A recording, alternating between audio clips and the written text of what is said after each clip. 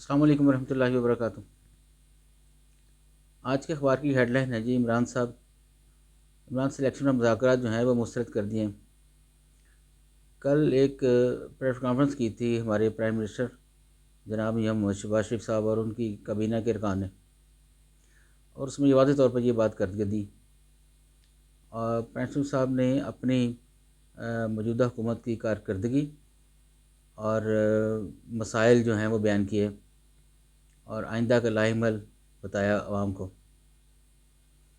میں سمجھتا ہوں کہ پارلیمنٹ وہ واحد جگہ ہے جہاں پہ آپ اپنے مسائل ڈسکس کریں بیٹھ کے۔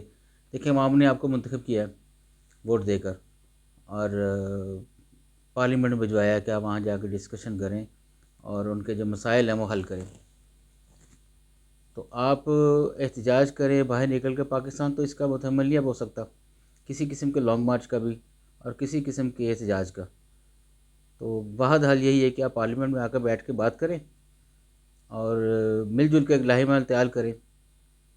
لیکن اب تک کے جو حالات ہیں اس سے یہی لگ رہا ہے کہ الیکشن جو ہیں وہ اگلے سال اکتوبر میں ہی ہوں گے، کیونکہ اکثریتی پارٹی جو ہیں وہ ایک پیج پر ہیں اس معاملے کے اوپر۔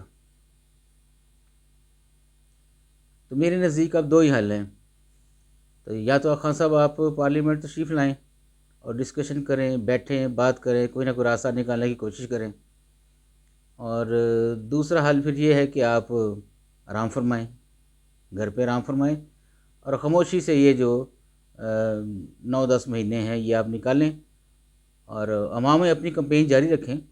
جب الیکشن کا وقت آئے گا تو الیکشن ہو جائیں گے، جو اکثریت پارٹی ہوگی اس کی حکومت بنانے کا موقع دیا جائے گا۔